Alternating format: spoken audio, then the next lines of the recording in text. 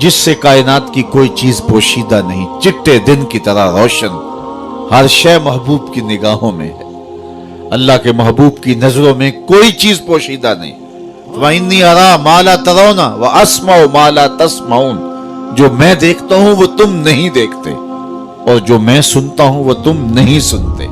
اللہ نے وہ سماعتیں دی، وہ بصارتیں دی۔ یہ غلطی ہوتی ہے کہ اپنے حواس کو نبی کے حواس پہ قیاس کیا جائے، یا نبی کے حواس پہ اپنے حواس کو قیاس کیا جائے۔ قرآن پڑھیے، سورہ نمل اٹھائیے۔ حضرت سلیمان اپنے لاؤ لشکر کے ساتھ جب آگے بڑھے تو وادی نمل آ پہنچے، تو وادی نمل میں چیونٹی نے جب لشکر سلیمان آتے دیکھا تو اس نے اپنی ہمجولیوں سے، چیونٹیوں سے کہا کہ جلدی جلدی اپنی بلوں میں داخل ہو جاؤ، اللہ کے نبی کا لشکر بے خبری میں تمہیں کچل نہ ڈالے۔ اللہ اکبر۔ اور یہ بات حضرت سلیمان نے سنی۔ کتنی دور سے سنی؟ 3 میل یا 7 میل دور، 3 فراسخ اگر ہیں تو 9 میل بنتے ہیں، تو 9 میل سے حضرت سلیمان علیہ السلام نے 3 فراسخ سے چیونٹی کی اس بات کو سنا اور اس کے لہجے کو سمجھے۔ اللہ اکبر۔ تو نبی کی شان یہ ہوتی ہے کہ جو چیونٹی کی بولی ہے اس کو سن لیتا ہے 9 میل کے فاصلے پر۔ آپ میں سے کوئی ہے کہ جس کے کان کے پردے پر بھی چیونٹی کو رکھ دیا جائے تو اس کی کہانی سمجھ لے کہ یہ کیا بول رہی ہے؟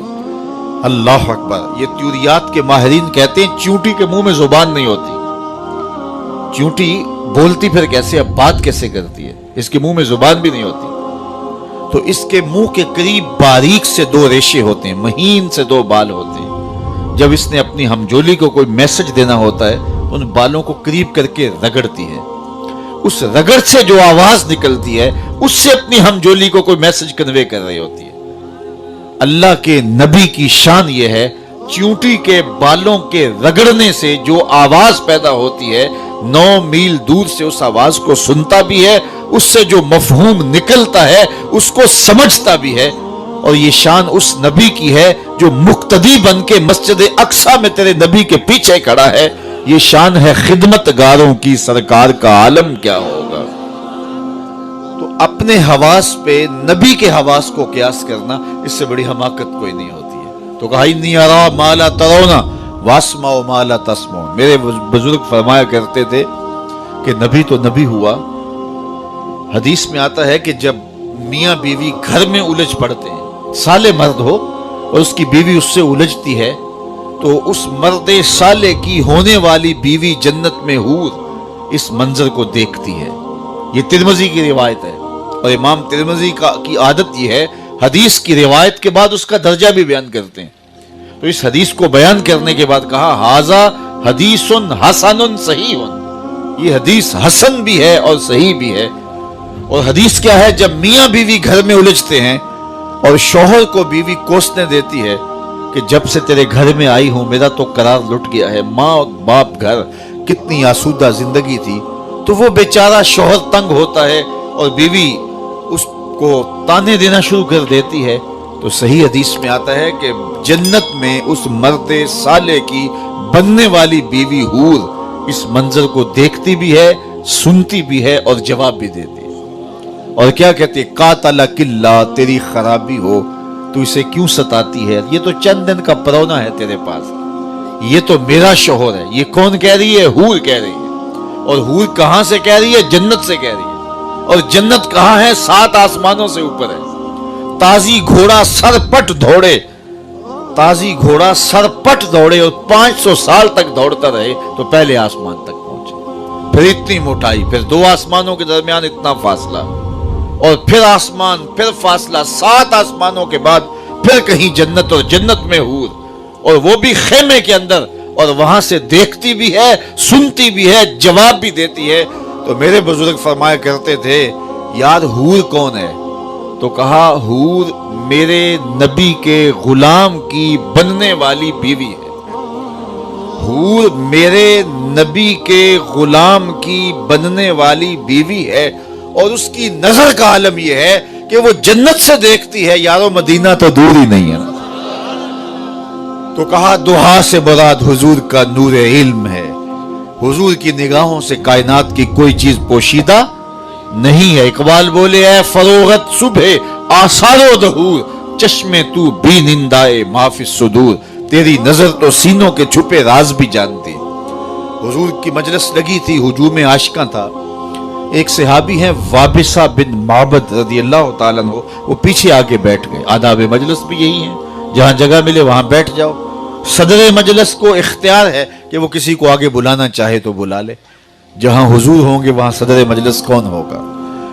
अब वो आए हजरत वापसा और पीछे बैठ गए। हुजूर ने कहा, उदनो या वापसा, वापसा नेड़े आ जाओ। वो उठे और करीब आ गए। फिर फरमाया, उदनो या वापसा, वापसा और नेड़े आ जाओ। वापसा उठे और करीब हो गए। फिर फरमाया, वापसा और नेड़े आ जाओ। अब हजरत वापसा की सुनिए, फरमाते हैं, मैं अपने मुकद्दर पे कुर्बान जाऊं, मैं इतना करीब हुआ कि मेरे घुटने हुजूर के घुटनों से छूने लगे। जब इतना नेड़े हो गया तो हुजूर ने मुझे पूछा, वाबिसा कोई सवाल पूछने आए हो? मैंने कहा, जी हुजूर मैं सवाल पूछने आया हूं। कहा, जो पूछने आए हो पूछोगे या बताऊं क्या पूछने आए हो? अर्ज की, हुजूर अगर आप बता दें तो हद हो जाए। फरमाया, तुम खैर और शर के बारे पूछने आए हो, अच्छाई क्या होती है, बुराई क्या होती है, यही सवाल था? जी हुजूर यही सवाल था। कहा, इसका जवाब मुझसे लेना है या अपने आप से लेना है? अर्ज की, जवाब आता होता तो सवाल ही क्यों बनता।